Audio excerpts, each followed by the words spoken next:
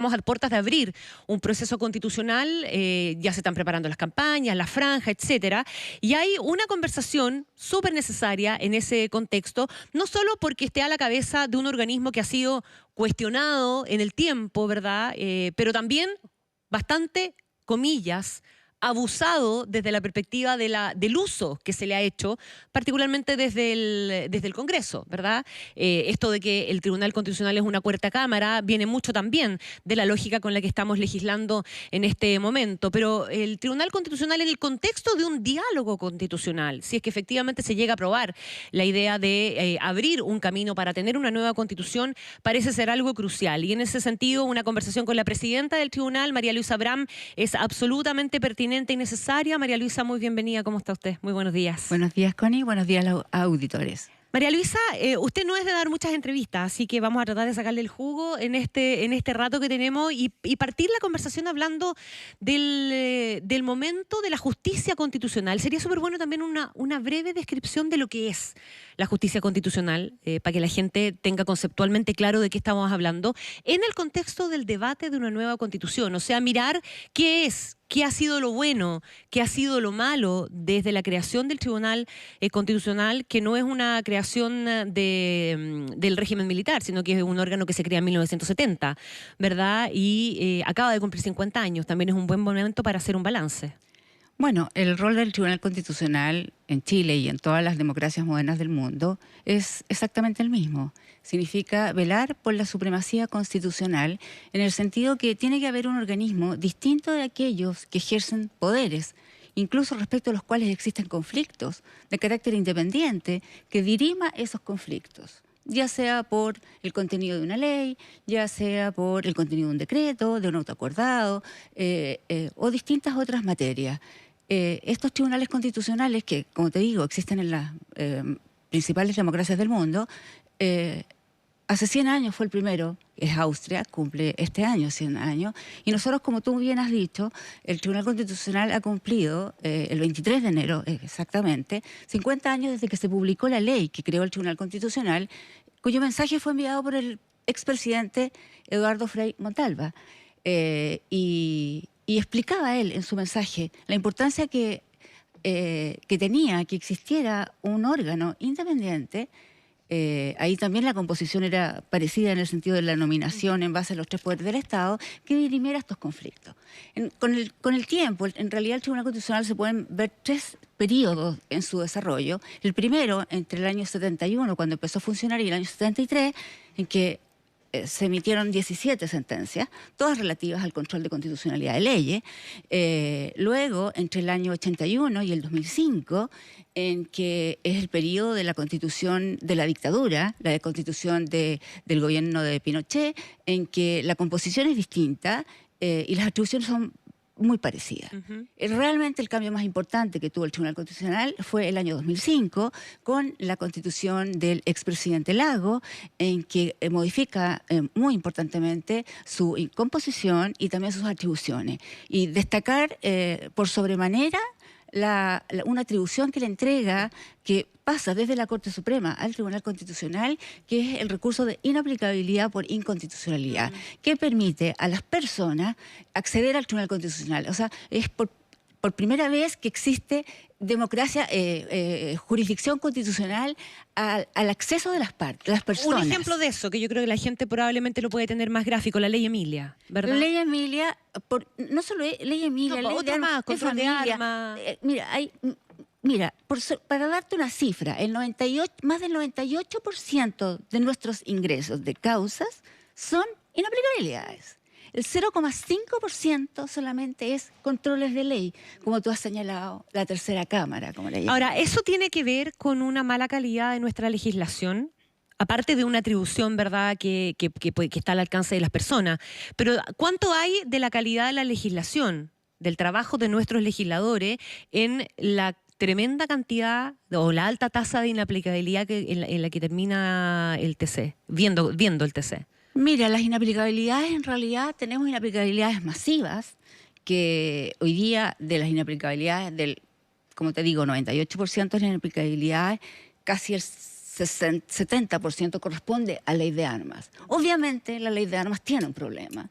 tiene un problema de legislación, tiene un problema de proporción entre penas, tiene un problema de libertad provisional, y hemos tenido conversaciones con el Ejecutivo, con el Legislativo, incluso con la Corte Suprema, con la Defensoría Penal, con la Fiscalía, porque por ejemplo, la Fiscalía, la Defensoría Penal y nosotros dedicamos mucho tiempo y recursos a la resolución de estos conflictos. Si el legislador los resolviera, no habría problema. Otras veces nosotros asumimos esa resolución a través de una de nuestras facultades, que son 16, según el artículo 93 de la Constitución, y declaramos a solicitud de parte o de oficio la inconstitucionalidad de una norma. Y eso significa lo mismo que si se hubiera derogado.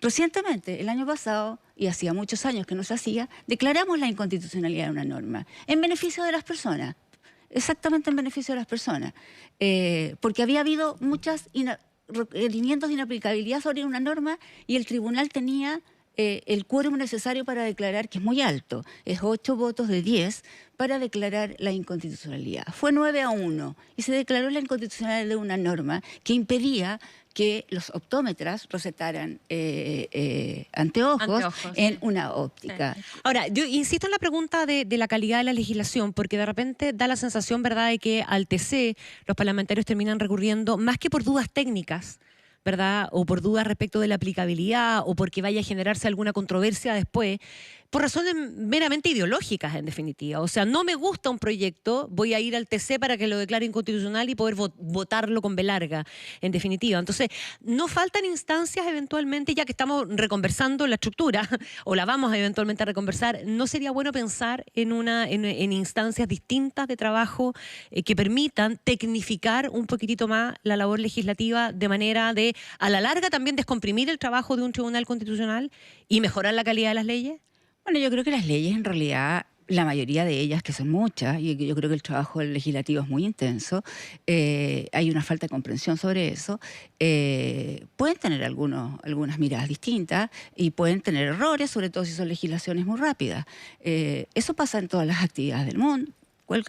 O sea, no fijaría mucho el tema en la mala calidad de las leyes en realidad, pero la llegada al tribunal por parte de parlamentarios o del presidente de la República, que son los únicos legitimados respecto de leyes para acceder, es bastante menor. O sea, nosotros en promedio tenemos, no sé, revisamos 12 leyes por control y debe haber 3 o 4 requerimientos al año. Lo que pasa es que suenan mucho. Suenan claro, mucho en la prensa, porque obviamente obedecen a normas que generan alguna polémica. Y que están en medio de una disputa política probablemente. Pero es una institución que presentan requerimientos al Tribunal Constitucional de todos los sectores políticos. O sea, en noviembre el Frente Amplio presentó un requerimiento contra una norma de la Ley de Presupuesto y fue acogido el requerimiento. ¿Ah? Y luego se presentó una inhabilidad por otro grupo. O sea, estamos realmente, es un organismo al que llegan todos. La difusión que se hace es distinta, sí. Parece como que es de un solo lado, pero en realidad si uno ve las cifras y ve los comportamientos, acceden y lo legitiman desde esa perspectiva todos los sectores políticos. Estamos conversando con la presidenta del Tribunal Constitucional, María Luisa Abraham. Déjeme volver un poquito sobre el tema sobre el contexto del debate de la nueva Constitución y preguntarle, estamos en un momento en el que todas las instituciones están siendo cuestionadas. Y la legitimidad de muchas instituciones también ha sido puesta en duda. ¿Cómo se pone ese sombrero finalmente el Tribunal Constitucional? ¿Qué ámbitos cree usted que pueden ser ajustables, modificables de las competencias del TC, de la propia institucionalidad, de su composición, de sus atribuciones? Porque también los 50 años son una buena oportunidad para medir si el traje está bien hecho, está a la medida, queda grande, queda chico. Es perfectamente legítimo tener esa mirada autocrítica. Me imagino que debe haber un debate interno también en el TC, pero sí hay una mirada macro que se puede socializar. Sí, yo creo que todas las instituciones, todas, a medida que va pasando el tiempo, es necesario revisar las menciones que tú has hecho, su composición, sus atribuciones, el contexto en que ejercen los poderes que tiene.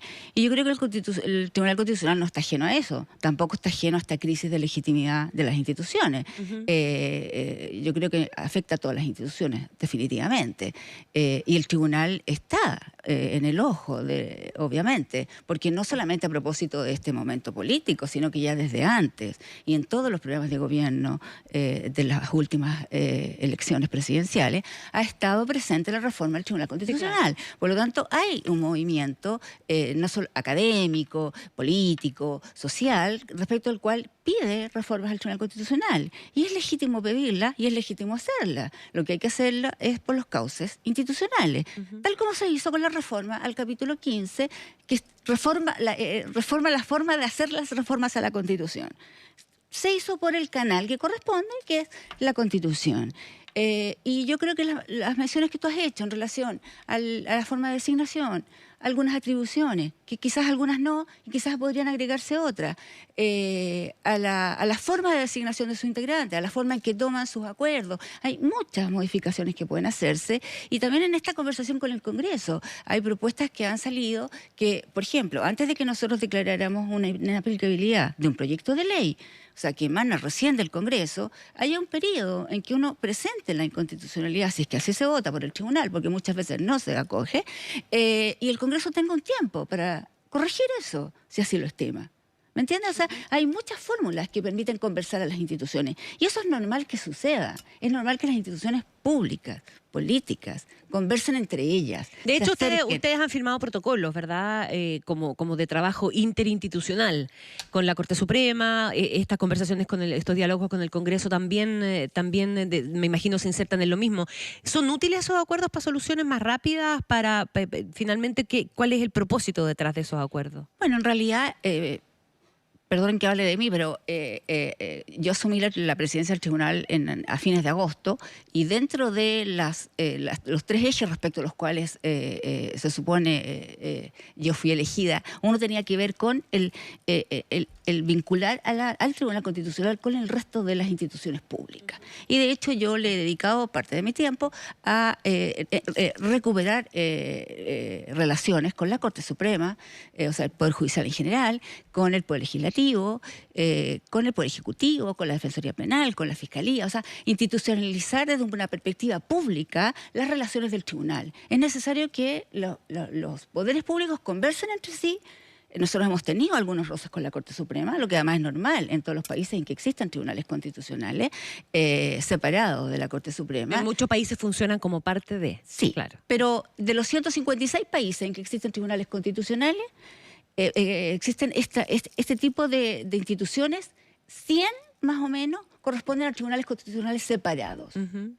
Y en todos ellos existe este problema de roce en algunas atribuciones entre la Corte Suprema y el Tribunal Constitucional, especialmente tratándose de la protección de los derechos de las personas. Eso es habitual. Pero ¿cómo se resuelven esos conflictos? Acercándose, conversando, teniendo confianzas. Y una vez que logras ese acercamiento, es que puedes asumir que tienes diferencias, algunas se pueden resolver, otras quizás no, pero todo en un clima de respeto.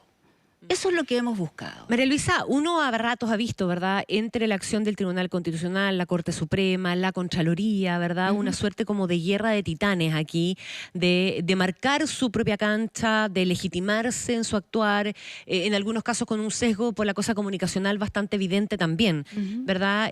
¿Cómo se va resolviendo eso? ¿Es un tema de delimitación de atribuciones? ¿Es un tema solo de legitimación? ¿Faltan cosas por definir ahí, o estamos simplemente frente a un tema de imagen, de presencia? Yo creo que es un poco de todo. En general, me parece a mí que las instituciones actúan dentro de la esfera de sus atribuciones, ejerciendo sus competencias, y es muy excepcional que se salgan de ellas.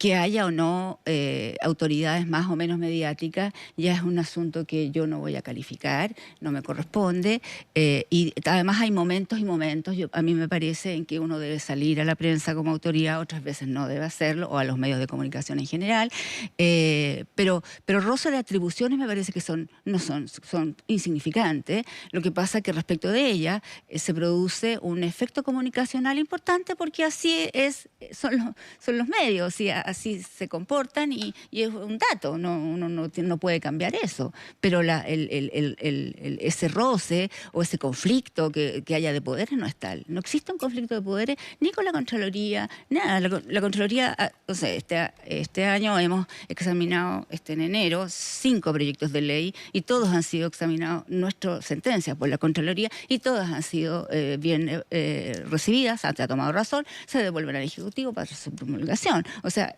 la mayoría de agenda, además, social. ¿Cómo mira el Tribunal Constitucional el debate sobre una nueva Constitución? Nosotros lo miramos de partida. Nosotros estamos, lo que yo juré y juramos los ministros del Tribunal, es respetar la Constitución. Y nosotros velamos por la supremacía constitucional, es decir, que las actuaciones o normas que emanen de distintas autoridades tienen que respetar la Constitución. Ese es básicamente el rol, y eso se llama supremacía constitucional. De diferentes maneras, a través de 16 atribuciones que se entregan. Viendo esa definición. Claro, esa definición, es que el tribunal tiene que asumir esa realidad, tiene que velar por la Constitución, y en este proceso se produce una paradoja bien interesante, que en realidad toda nuestra actuación, de aquí hasta que exista una nueva Constitución, si así la ciudadanía lo resuelve en el plebiscito de salida, hasta que haya una nueva Constitución, nosotros tenemos que actuar en base a la actual Constitución. No solo nosotros, todos. El presidente de la República, el Congreso. O sea, el mejor ejemplo es que la reforma se hizo vía las normas de la Constitución. Entonces, estamos actuando con la Constitución actual y pensando en las reformas constitucionales. Pero todas las constituciones modernas, como te he señalado, y me imagino que esta, lo resolverán quienes participen necesitan de un tribunal que haga respetar las normas de esa propia Constitución, cualquiera que ésta sea. O sea, lo que quiere decir que cualquier constitución que vayamos a tener en el futuro, si es que tenemos una nueva, tiene que considerar un órgano equivalente al Tribunal Constitucional. O sea, independientemente del juicio político que tú tengas de la actual Constitución, te lo dice la lógica. O sea, si incluso la Constitución más extrema que se logre tener, quien la logre tener, querrá tener además un organismo que vele porque estas normas te respeten. Ahora, como constitucionalista, ¿cómo calificaría nuestra Constitución actual? Bueno, nuestra Constitución tiene, yo creo que una constitución que desarrolla muy bien los derechos que establece, fue muy pionera en eso. El listado de derechos que está en el artículo 19 contempla 26 derechos fundamentales de las personas, y los desagrega además en distintos ítems. O sea, el derecho a la salud, el derecho a la educación, a la seguridad social, son todos derechos que están contemplados en la Constitución, y yo creo que si las personas, los auditores, leen la Constitución, se van a dar cuenta que en esa materia y en la definición de los roles de los distintos poderes del Estado, yo creo que es una Constitución razonable, es una Constitución que delimita bien, que no genera... ¿Pero puede ser mejor? ¿Podemos tener una mejor Constitución? Obviamente. ¿Y qué le faltaría a esta para tener una mejor Constitución? ¿O cómo sería una mejor Constitución? Bueno, yo creo que definitivamente hay que resolver el problema de la centralización del país, que quizás no quedó bien resuelta, algunos conflictos que se van a producir entre los poderes regionales versus los poderes centrales, quizás en temas de repente electorales, la propia definición del tribunal, algunas... porque además una Constitución tiene que conversar con lo que espera la ciudadanía. O sea, independientemente de que pueda ser muy bien hecha desde la perspectiva teórica, también tiene que conversar con las expectativas ciudadanas. Y esa puede ser la principal falla que tiene esta Constitución, que no conversa bien con las expectativas Pero de la no ciudadanía. conversan no tanto por su contenido, porque las personas una vez que la leen se dan cuenta que, bueno, ¿y qué le cambiaría? O sea, sí le puedo cambiar esto y esto y esto, pero ¿qué le cambiaría? O sea, en el fondo... ¿No conversa por qué entonces? ¿Por un tema de legitimidad? Claro, imagen? porque en el fondo... yo creo que la mayor parte de nuestra ciudadanía estima que en el origen, la Constitución, en el origen, no es legítima. A pesar de haber tenido más de 42 leyes modificatorias, muchas de las cuales han modificado gran cantidad de normas. O sea, la última modificación que hizo el expresidente Lago, cuando se modificó el Tribunal Constitucional, contenía modificaciones, 54 modificaciones. O sea, en realidad esta Constitución es otra Constitución a la Constitución del 80, pero así todo. Probablemente mirando para atrás, digamos, porque claro, con el diario El Lunes siempre es más fácil, pero ¿sería distinto todo esto si el presidente Lagos hubiera hecho un referendo ratificatorio de esa nueva, su Constitución del 2005? Eso es política ficción, probablemente, con los ojos que tenemos hoy día, probablemente, pero en ese minuto lo que tenía el presidente Lagos es lo que pudo hacer. Yo creo que es lo que él pudo hacer, y no solo él, lo hizo él, por supuesto que él fue el impulsor, pero lo hizo de acuerdo con todas las fuerzas políticas, porque dado los quórums de modificación de la Constitución, es necesario congregar a todas las fuerzas políticas. O sea, en esa modificación estuvieron de acuerdo todos. Entonces, él tuvo el liderazgo suficiente para hacer los cambios, pero a los ojos de hoy se ven como insuficientes. Él mismo lo ha dicho. Sí. Hizo lo que pudo, pero yo creo que avanzó mucho, quizás no fue suficiente o los tiempos cambiaron.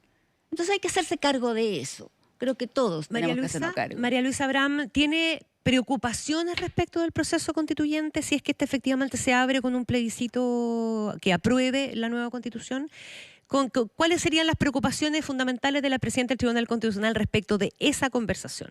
No, yo en relación al proceso que se abre a través de la reforma al capítulo 15 y al decreto que se ha dictado, a las decisiones que se han tomado, Consejo de Televisión y a una serie de normativa que se deriva de la reforma, yo no le temo a un proceso de esa naturaleza, al contrario, yo creo que es un proceso que se ha encauzado institucionalmente, ha seguido las reglas institucionales y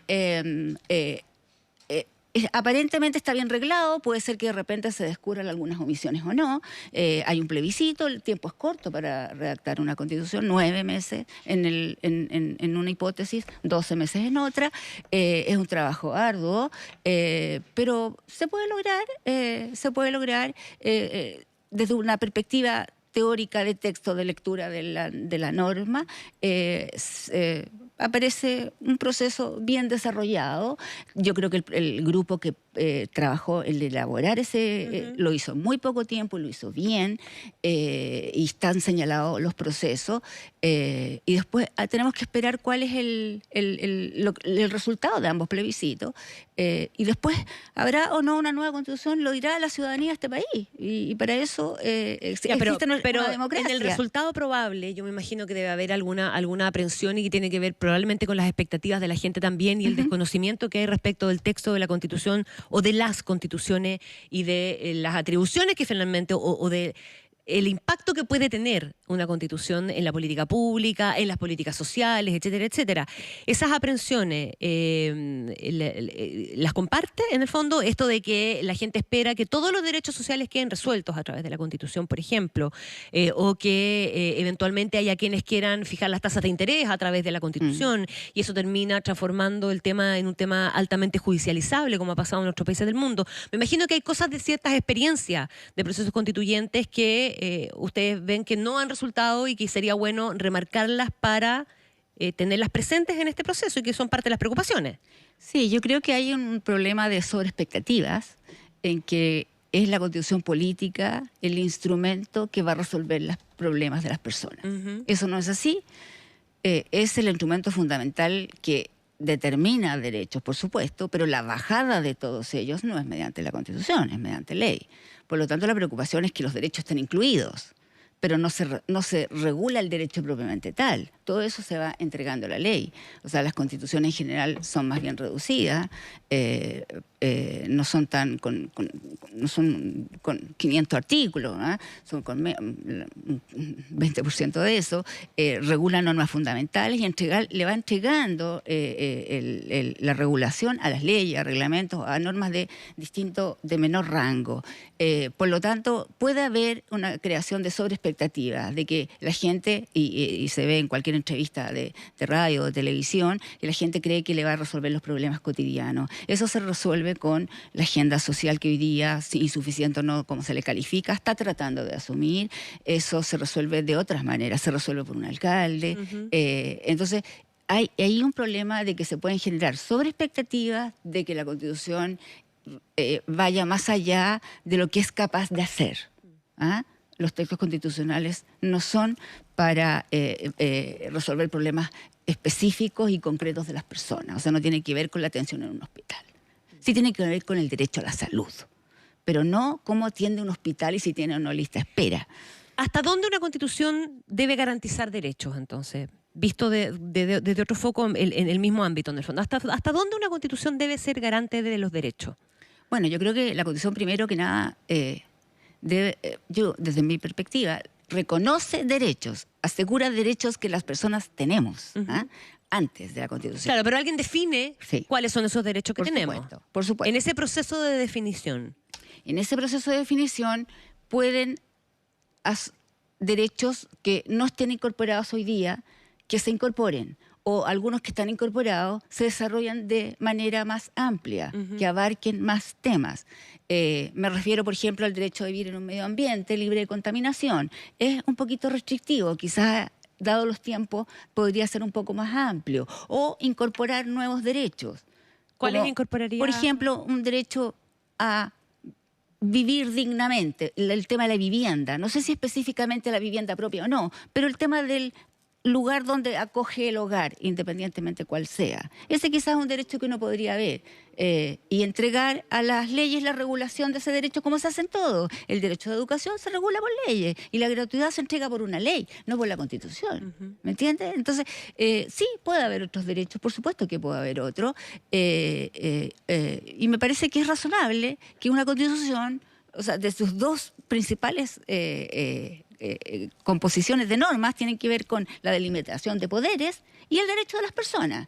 Y el derecho de las personas no es solamente un listado de derechos, sino que él pueda ejercer los derechos. O sea, que haya recursos suficientes para que personas puedan reclamar ante las instituciones, ojalá jurisdiccionales, para que sus derechos sean protegidos. Porque yo no saco nada con tener un largo listado de derechos si los derechos son teóricos, o no los puedo ejercer, o no tengo ante quién reclamar que se me respeten.